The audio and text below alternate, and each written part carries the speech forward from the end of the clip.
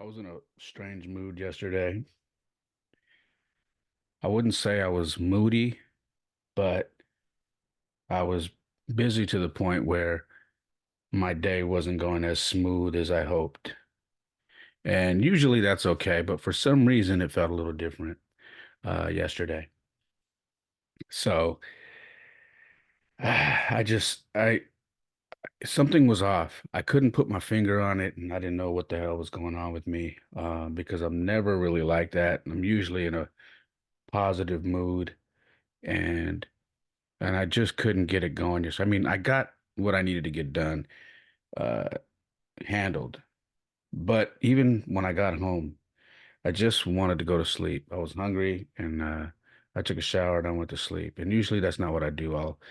I'll read, I'll do whatever to kind of wind down, but I was just over it. And then I woke up this morning, or actually right before I nodded out, something hit me. And I realized that it is the second year anniversary of my grandfather's passing. I knew it. Just something was off. And I had dozed off a bit. And then I had one of those moments where you kind of wake up and your eyes open up. You're like, you just like you remembered something. And the first thing that popped into my head was January 16th. Wow, it's been 2 years since my grandfather's been gone. And I think subconsciously that was what was going on with me. Uh, I don't know how long many of you have been listening to this podcast, but I had a very, very close relationship with my grandfather. He was like my dad. And when he passed, it really, really affected me. Uh, he was close with my kids, and they had a great relationship. And it just uh, left a hole in my heart. And I miss him dearly.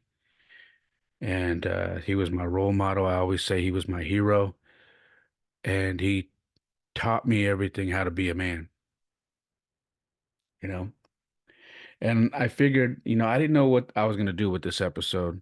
And then when I got home tonight, I said a prayer for my sons. I do this every night. I say a prayer with them and then they go to sleep. And then I said, I don't know what I'm going to do, but my house is really peaceful right now. And I went to clean up and it hit me. I, I want to share some stories about my grandfather um, that may make you laugh and then just may make you realize how I became the person I am, the person you listen to on here, the person you see, and if you know me in real life, the person that you've met. Uh, so I want to share a few stories with you about my grandfather. So hopefully this is an upbeat episode and it won't be so melancholy or whatever you want to call it. Um, so without further ado, this is episode 127 of the Perfect Mess podcast, Goyo. Now, right off top, you probably heard the name of the podcast and you said Goyo. What does that mean? Well, Goyo is a short term or an affectionate way of saying Gregorio, which is what my grandfather's name is, Gregorio. So my grandmother used to call him Goyo, and so everybody just would call him Goyo. He had a lot of different nicknames. In the Marine Corps, he was called Rocky Molina because he was a boxer. Uh, but the one that stuck was Goyo.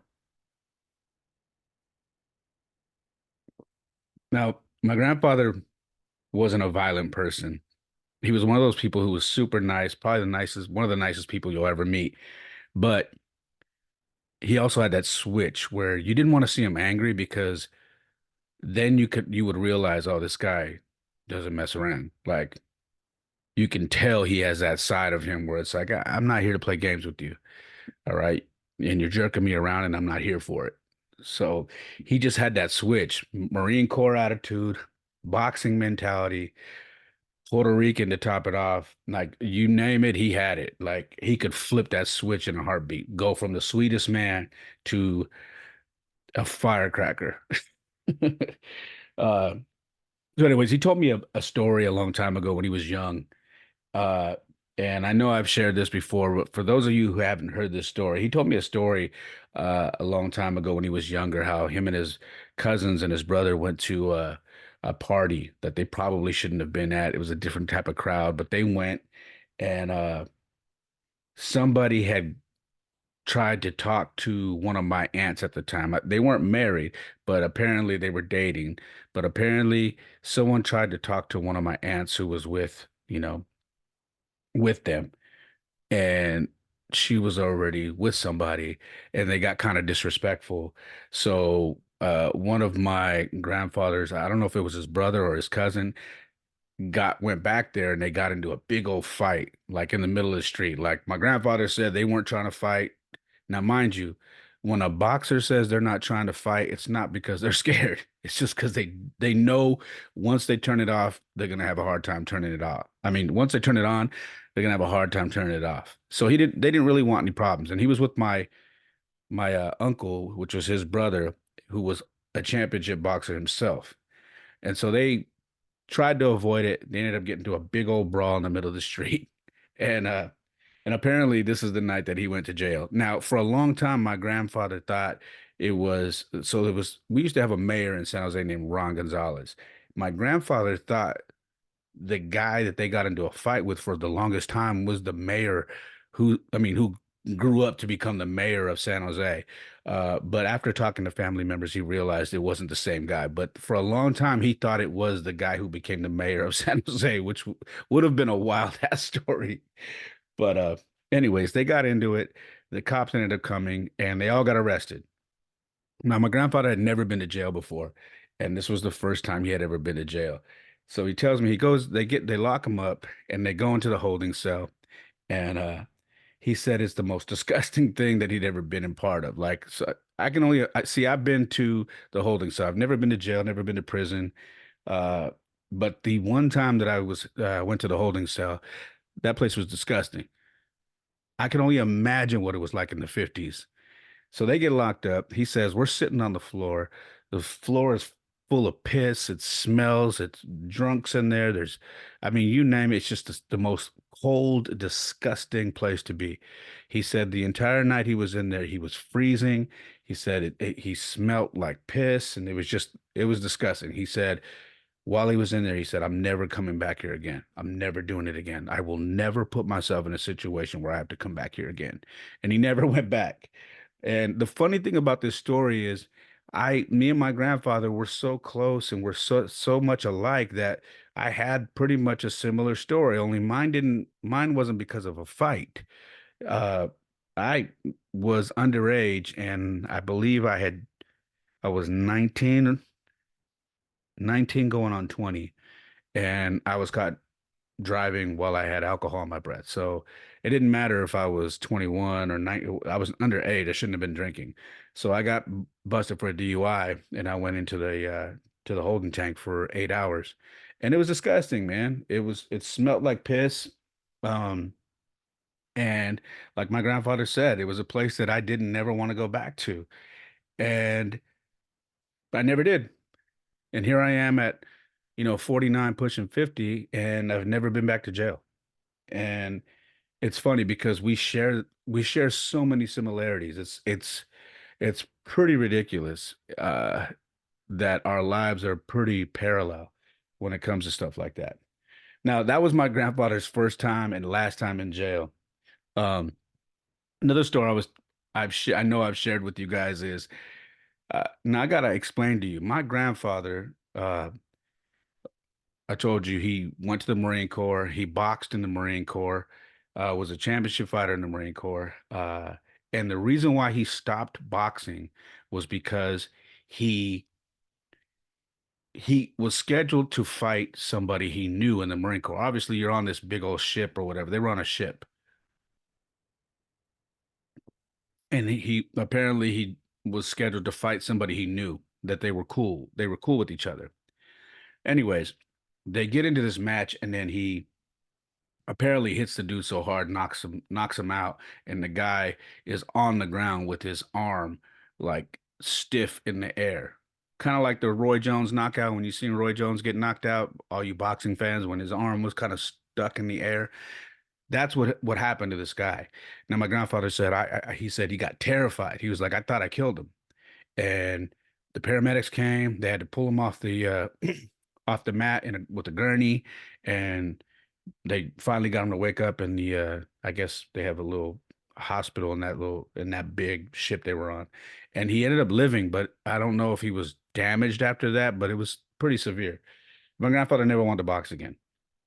He said he didn't want to hurt anybody like that. So that tells you how hard this man hits. Like this was when he was in the Marine Corps. Now nothing changed as he got older. In fact, he probably got stronger. Um, but there's a story that when I went to go live with my grandparents, um, we lived. I moved in with them. I had never lived with them before, so I was still like having to learn the rules about how they run things there. My grandfather had a very rigid like bedtime at this time, wake up at this time, whether you have school or not. And it was just dinner. We all sit down together at the table. I had to learn all that. Now, I also had to learn the type of man he was, because you got to understand, I was 10. I believe I was 10 when I moved in with them. So I remember being in the driveway. I remember being in the driveway, and my grandfather used to always clean, like he'd flip cars, kind of like how I flip dressers. Any of you guys follow me, I flip dressers. I'll repair them and paint them and sell them.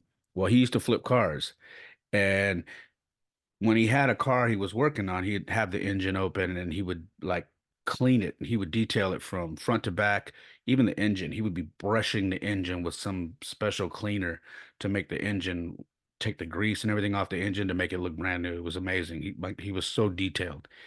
So one day he was doing this, and I'm riding. Remember, I don't know.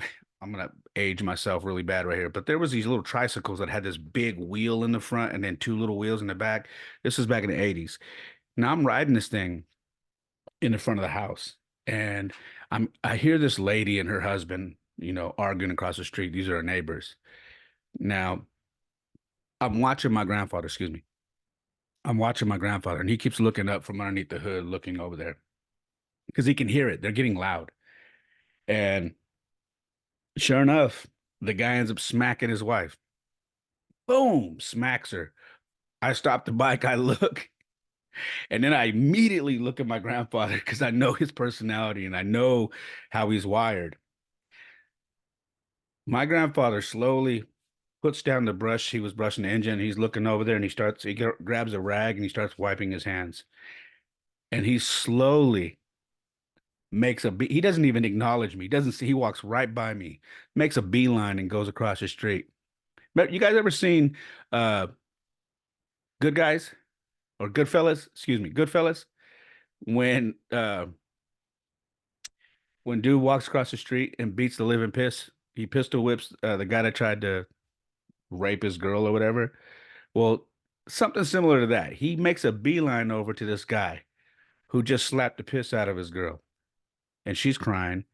He turns around like he's some tough guy and says, "What do you want? Mind your own business. Get the fuck out of here." And the minute he said that, I know if there was cameras around there, my eyes would have went like the cartoons, big and pop out. Because the minute he said that, my grandfather went boom and went right across his jaw. The dude slid down the side of the car that he was standing by and was knocked out. And I just sat there and one punch. I sat there and I looked at my grandfather and I was like, my eyes are all big. I was just blown away. I'd never seen something like that before in my life. So I already loved my grandfather, but now I loved him more because I was like, yes. I was 10 and I just watched my grandfather give this dude one punch and knock him out. And I don't know. I was proud to see that. That's my grandpa. You know what I mean? Anyways, cops come. This guy comes to, he starts complaining, wants my grandfather arrested. I see the cop. I don't hear all the details, but the cops basically told the guy, "Are you fucking kidding me?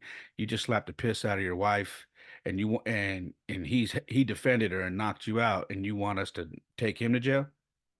So they arrested the guy, and as they were getting ready to leave, the wife was begging. She didn't want to press charges, whatever, so they let him go. And they just give a warning: you guys stay away from each other. If we have to come back here, both of you going to jail. One of those things. Anyways, that's my grandpa. Okay. Now I was 10. He was easily in his late 50s, I want to say. Mm, I was 47 when my grandfather passed away. He was 91. Yeah, he's probably in his 50, late 50s. Anyways, that was that. Um, Sometime after that, I got really close. I got closer. Now during this time, I'm getting closer to my grandfather because now I'm spending a lot of time with him.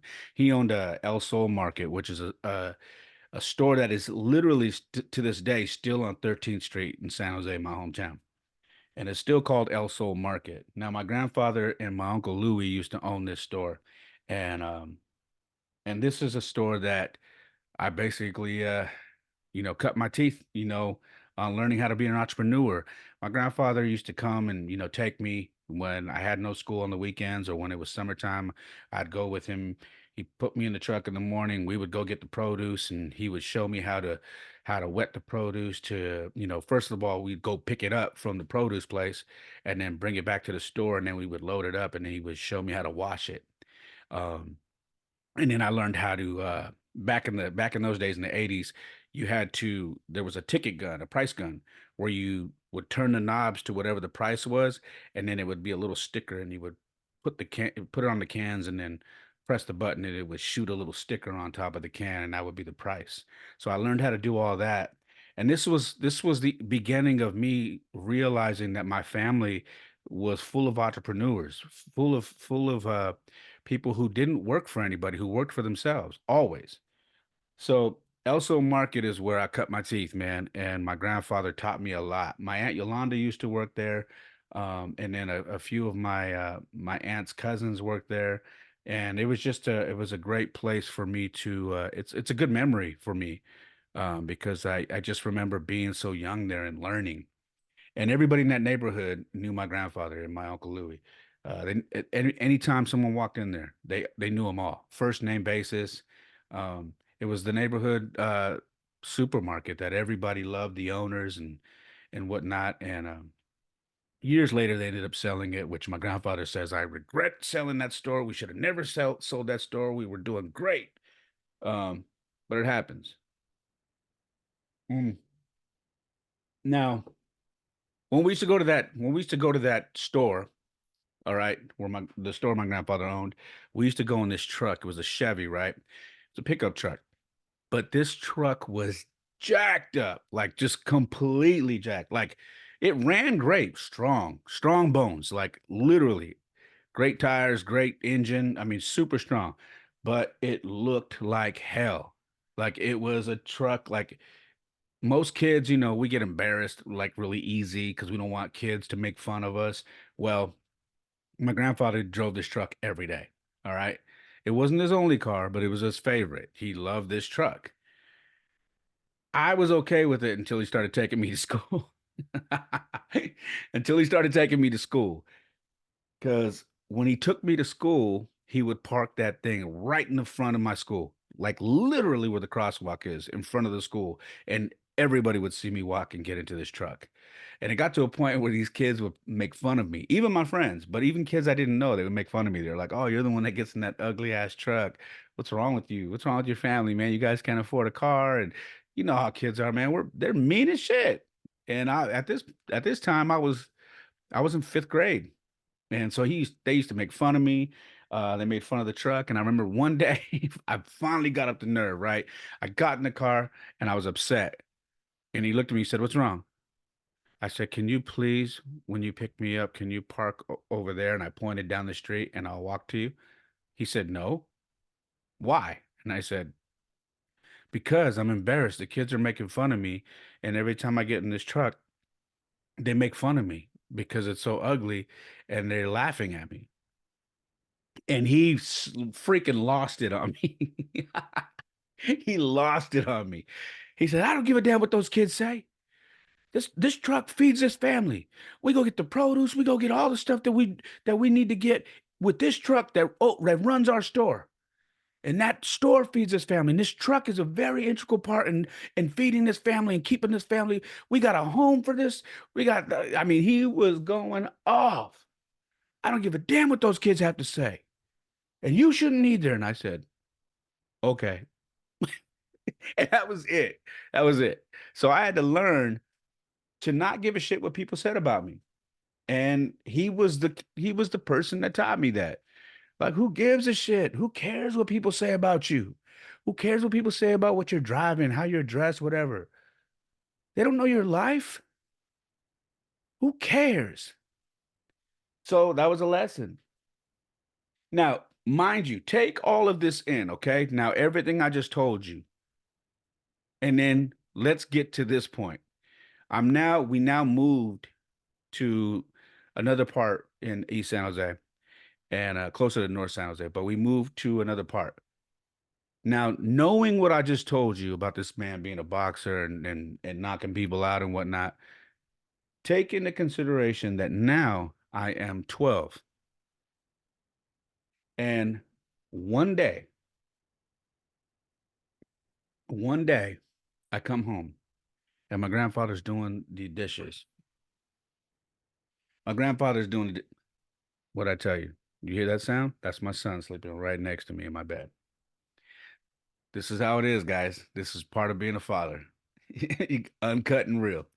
Um, so one day I'm 12 and I come home and my grandfather's doing the dishes. And I don't know what it is I'm doing, but I'm on the counter doing something. And I know I've shared this with you guys before, but for those of you who've never heard this story, pay attention. He asked me while he's washing the dishes, "Hey, I need you to take that garbage out for me." I said, "I'll do it in a minute." Excuse me? He asked me again. I didn't say do it in a minute. I said, "Take the garbage out." I said, "I heard you. I'll do it in a minute." You get where I'm going with this? 12 years old, and I somehow forgot that this man has a reputation for knocking people out. And here I go, telling this man that I'll do it in a minute. I'm busy. When I tell you that this man hit me so hard on my ass that my entire body went numb and it felt like my ass jumped off my body and took off running, that would be an understatement. He open hand smacked my ass, stopped everything he was doing, and smacked my ass so hard. I I did one of those I did one of those screams where you make the look of a scream, like, and there's no sound, and then like 30 seconds later a sound came out. That's the kind of scream that I let out. So loud that my grandmother, all 4'9" of her, comes running out of the back of the house, yelling, "What the hell did you do to him? What is going on here?" And my grandpa turns around and says, "I told him to take the garbage out. He told me, I'll do it in a minute. I told him, not in a minute, do it now. He said, I'm busy." He goes, "So I smacked him. I am not on his schedule. I told." My grandma looked and she goes, "Oh, well, I can't help you." And she walks out of the room, out of the kitchen, and goes back to her room. Man, I have never forgot that story. And I've never forgot what that feels like. And my grandpa, up into his dying day, he tells the story of, "I only had to hit him once. Everybody else I raised, I had to hit multiple times. But him, I had to hit him once. And he never talked back to me again." When I tell you that this man and me had a connection, we did. I learned, man. I don't know what possessed me that day, but I found out. You seen that thing on the internet where the guy's doing the graph and it says you fuck around and find out, and it says if you're at a one, you find out, but if you go to a 10, you're also gonna fuck around and find out at a level 10. My dumb ass. I wish they had that graph back in those days because I definitely fucked around and found out that day. So that was me at 12. Now I'm gonna tell you probably the most embarrassing part of this story. Okay. So the same year, no, this is I'm now probably going on I'm probably 13 now. This is around the same time. We're still living in the same house. Now I'm at the age where I'm starting to get, curious about myself. I'm getting curious about my body because things are happening that I have no clue what the hell's going on, right? It's called puberty. Most boys right now that are going through it, they have no clue. I always talk to my son, hey, come talk to me. Let me know if you got something going on. I can help you. All right. Don't be embarrassed, whatever, right? I didn't really have that when I was growing up. So I am in my grandparents' room. Okay. I used to go in there and watch TV all the time because my grandmother would watch novellas in the living room, or my grandfather would watch news literally all night. So, excuse me, I was in my grandparents' room watching TV. And for some reason, I got the urge to play with my dingling. Like, started to, that feels good. Let me try that. And lo and behold, what I did not realize was my grandfather was in the backyard. I mean, I heard him mowing, and the type of screens we had on the windows in the backyard, I didn't think you could see in. All right. So he's mowing. I don't think anything's going on. I'm getting to know myself. And whatever. Nothing happens because I don't know what the hell I'm doing. So, but apparently I had done what I was doing long enough for him to notice because he comes in the house really casually. He walks in, he goes, "What are you doing?" Comes to the room. I said, watching TV. You done mowing the lawn? Yeah. He goes, "Hey, the next time you want to fucking touch your little pee-pee, you do that shit in the bathroom. You understand?" And I looked at him and I said, "Okay." He goes, "Do you hear me?" He goes, "Yeah, I'm mowing the lawn. I look in the damn window and I see you touching your damn little peep, you little pecker. You put that shit away. Don't do that shit on my bed. You go in the bathroom and do that shit." And I could not, like, I think about it now and I die laughing because I'm this stupid, dumb little kid trying to figure out what the hell's going on with my body. But when I was there in that moment, I was terrified, man. My grandfather was just he was a beast, man. And I thought for sure he's gonna smack the piss out of me. But that was his way of saying, "Hey, I get it. You're a boy. I don't want to see that shit. Go in the room, go in the bathroom and do that shit." So he didn't tell me not do it, don't do it, or that he didn't understand. It was more like, "Yo, I don't want to be mowing the lawn, look in the damn bedroom and see you doing your thing over here." And I was embarrassed, but as I got older, we laugh about it because he actually forgot about the story and I reminded him about it and he was cracking up because once I reminded him, he said, "I do remember that." But yeah, that's my story, man. I got, the first time I ever got caught doing a little jerk off was by my grandfather in my grandparents' room of all places. What a disgusting little bastard I was. Um, anyways, uh as I got older, I would always somehow end up back with my grandparents just to whether it was, remember life throwing me a curveball and, me having to come by and stay with them for a few months just to get back on my feet or whatever it was.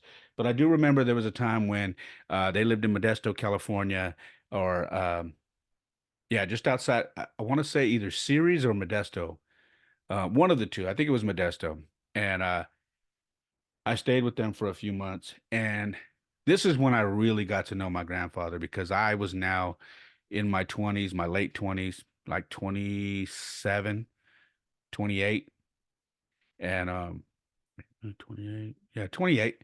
And I got to know my grandfather more because my grandfather used to walk every night and he'd walk the mobile. They lived in a mobile home. So I would go with him and I would walk, the mobile home park with him and we would talk. And I will never forget these talks, and this is the reason why I do these walks with my sons all the time. Like we go and walk the park that we have over here where we live, and sometimes we'll do rucks where we put the weighted vests on, so we're getting some more exercise. But I do these walks because I remember how important they were for me and my grandfather.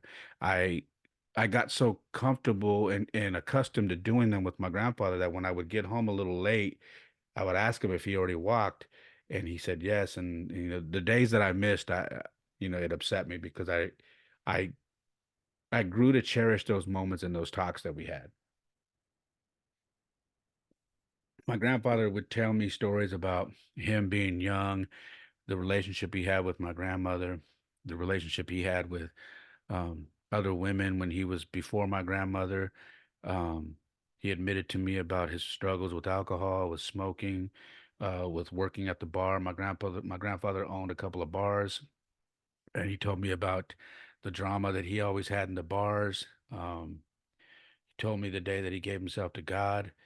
I mean, just you name it. My grandfather shared his life story with me, and that those talks were so important because they helped mold me into the man I am today. Because I finally realized during these talks that my grandfather was also 19, 20 years old, like me.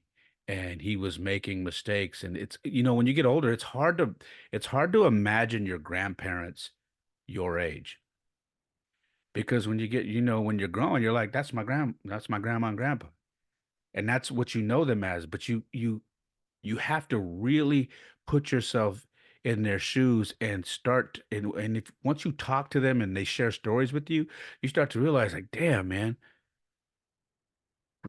my grandpa was a teenager and a mid-20 kid doing shit that I was doing and messing up and having to correct himself or have people correct him and whatnot and having failed relationships and all this type of stuff. And it's hard, but those talks helped me because I really got a good understanding of why he was the way he was and why his relationship with his kids was a certain way and how he grew to love my grandmother and why he owes her everything. He would always tell me, I owe your grandmother everything.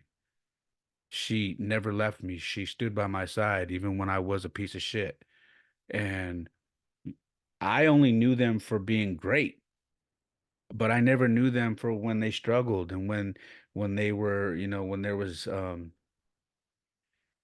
deceit and cheating and all that type of stuff. I didn't know them like that. I knew them as my grandparents who had been married for years. So these talks were very instrumental in teaching me and helping me grow, which is a big reason why I am the way I am today when it comes to relationships and how I handle myself. Um, so those were the walks in the mobile park. And I'm going to share these last two stories, and then we're going to wrap it up. My it, Me and my kids went on a hike, and I know I I know I shared this with you guys before, but again, for those of you who never caught this story, I my grandfather lived in Elk Grove, which is just outside of Sacramento, and we would go out there and visit him. And most of you know I'm an avid hiker. I love to hike. And me and my kids went out there and we had a goal to go hiking the next day. So we stayed the night there, visit my grandfather, and then we are going to go hiking. And my aunt was like, don't let him hear that you're going on a hike because he's going to want to go. Now, mind you, this was literally two and a half, mm, 2.5 years before he passed away, or 2 years before he passed away, something like that. So he was already like, he needed help, but he was strong bastard, man. He didn't want no help. So we're getting ready the next morning, and he's up like he always is, coffee, everything. And he says, heard you going hiking. Uh, we are. And I'm like, shit. In my head, I'm going, damn, my aunt's gonna kill me. He must have heard me and my kids talking that morning. And he goes, cool. Where are you going hiking? I said, Folsom. He's like, all right. He's like, I'll grab my jacket. I'll go with you. And I'm like, Grandpa, it's fine. No, we're just gonna knock it out real quick and we'll come back. Yeah, no, I'll go with you. I just have my coffee and let me get my jacket and get my shoes. And the kids look at me with their big eyes like, Dad, you told Auntie that you weren't gonna tell him. I didn't tell him. He must have heard us talking. And I'm like, damn it. I'm stuck now. So now he's come because you can't tell him. Listen to me. You can't tell him no. You can't say no. You're not coming. Me tell him. Did you hear what he did to me when I was 12? I'm not. No, I'm not getting hit in my 40s. There's no way. Hell no. I'm not letting. No. So I said, okay. I said we'll figure it out. So he came, and we go to Folsom, we go hiking, and sure enough, the hiking's great. You know, he's holding on to my back shoulder when we're going down little slopes, and then when we're climbing up, I'm right behind him, holding his back, making sure he's good. I let him use my walking stick. Everything's fine. All right. Everything's fine until we get to take a break. He says, I need a break. I said, all right, cool. There's this stump, this tree stump. Okay. And he wanted to sit down on the ground and lean his back against the tree stump and just relax. Now there's a good view of the Folsom Lake right where we were. And so I said, okay. I said, let's sit here. So it looks like he has it. He grabs onto the stump and he slowly goes to sit on his butt. And I'm turning away. I'm like, okay, he's got it. So I turn away and I hear, oh, oh, and I turn around, I go, hey. And his hand misses the stumps, like slides, and then he does this slow roll over onto his chest. And I'm like, oh my God. I'm like, Grandpa. And my kids are laughing because he's laughing. And I'm like, don't laugh. So I help him back up and he's cracking up. But he's got this red, it looks like a rug burn on the top of his head because his head scraped the tree stump. And I'm like, oh my God, my aunt's gonna kill me. And I go, hey, look, your head has damn it, it looks like a rug burn. He's like, I know, I bumped it on this tree stump. I'm like, Grandpa. And he's laughing. He thinks it's hilarious. He goes, don't tell Yolanda. That's my aunt's name. Don't tell Yolanda. I said, I won't, but it's gonna be kind of hard to hide it because it's super bright red and you're white like me. And so anyway, he's cracking up. Anyways, we go to the house. We finish the hike. We go to the house. I'm thinking we're in the clear, right? Man, if I didn't get a call a couple days later and my aunt said, um, I saw Grandpa's head. I said, damn it, Auntie, I swear he did not fall hard. I said, I tried not. She goes, I told you not to take him hike. I go, I didn't want to take him. What am I going to say? I'm not going to tell him no. He's going to beat the piss out of me. So she goes, he's fine. I go, I know. He kept telling me not to tell you, but that she goes, I know. She goes, I was upset at first, but then she started laughing because he said what had happened and whatnot. And I'm like, I know. I go, you know how stubborn he is. I go, I I don't have any power when it comes to him. All right. Anyways, we laughed it off, and that was the very last hiking trip we took before he, eventually ended up passing away a couple years later. And then the final story I want to tell you is something that was I call second half, and that was, my grandfather saw me in my darkest times when I was going through my divorce and how I was completely out of shape, how I was unhealthy, how I ended up in the hospital, and I just wasn't doing well, and I wasn't taking care of myself. And w- by the time we did this hike, I was in such better shape. Now, 2 years out, my grandfather's in hospice, ready to go. Now I'm in the best shape of my life. And my grandfather is looking at me. And my grandfather always made it a point to look at me and say, oh, hey, you're getting fat. That's the Marine in him. You're getting fat. Hey, you gotta lose some weight. You gotta start doing, gotta do some exercise. The day you stop moving is the day you start dying. These were things that he would tell me. But at the end of his life, he got to see me at my best.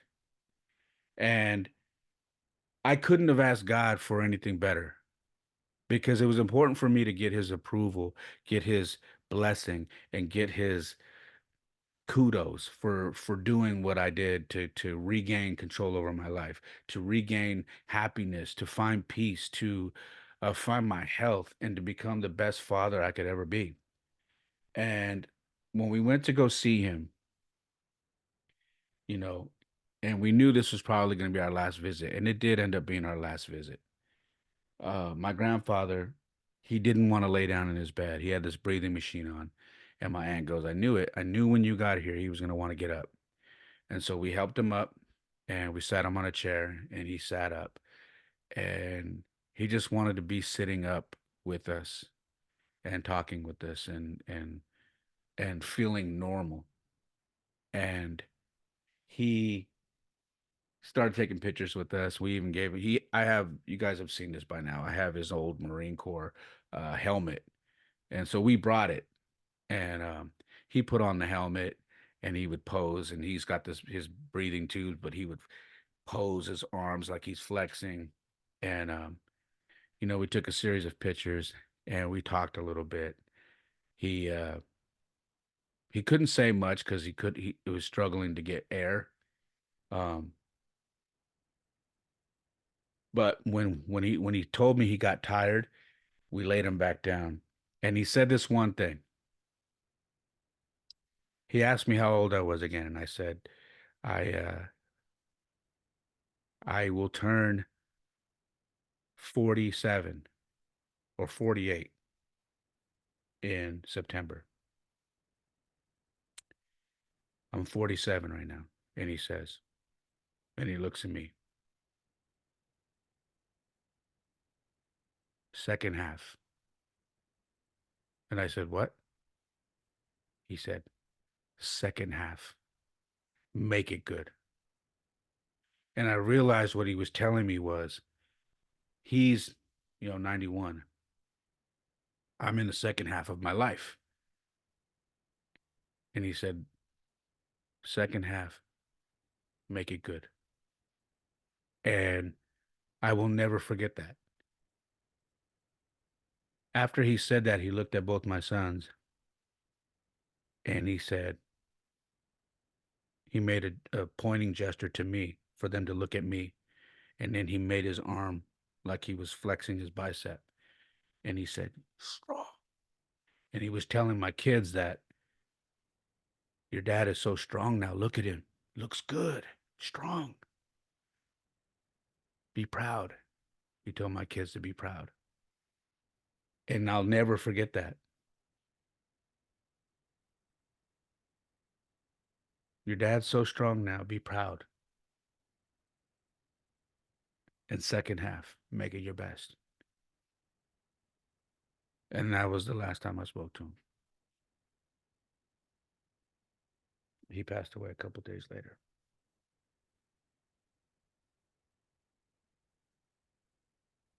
My uncle, excuse me, my cousin Vince, who is the nephew of my grandfather, Vince. He's a pastor out in Austin, Texas. He tells me, they broke the mold when they made your grandpa. They don't make men like that no more. Every day I wake up, I fall short. Not just to God, but I fall short of my grandfather's memory. But damn if I don't try. I try because I want someone to say that about me when I'm gone. They broke the mold when they made Ray.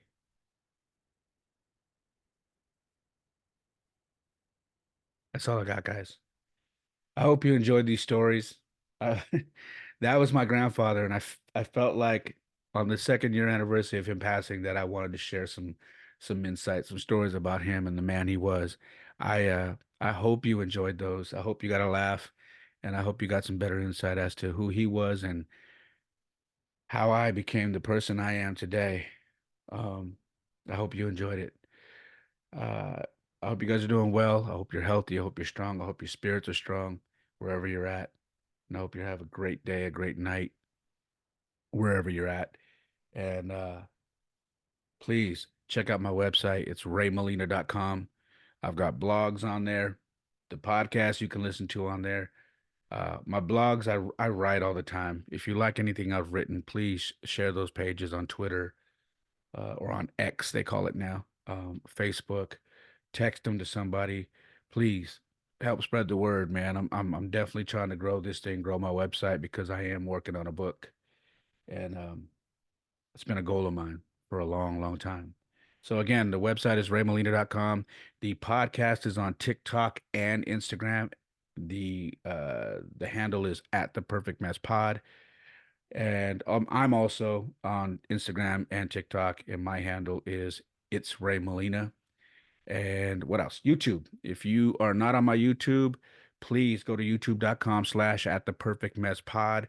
Hit that subscribe button and hit that notification bell on the bottom right. You'll get all the notifications for any content that I put up, like this episode that you're watching and listening to now. I put up a bunch of shorts and clips that you can share that are very short, like a minute long. Please, I am trying to grow the YouTube, to get this thing to grow. My Spotify and Apple is doing excellent, better than I ever imagined. But what I want to do is grow this YouTube. So if you can go to YouTube and hit subscribe, I really appreciate you guys so much. Outside of that, man, I don't ever ask for donations, but a lot of you have messaged me and say you want to throw a couple dollars my way to help me continue to grow because you love what I'm doing. If that is you, I have Cash App. It is dollar sign it's Ray Molina, and my Venmo is at it's Ray Molina. Outside of that, man, that's all I have. I hope you enjoyed it, and if you did, please share it. Like I always say, my life isn't perfect. Oftentimes it is a mess, but for me, it is the perfect mess. Peace.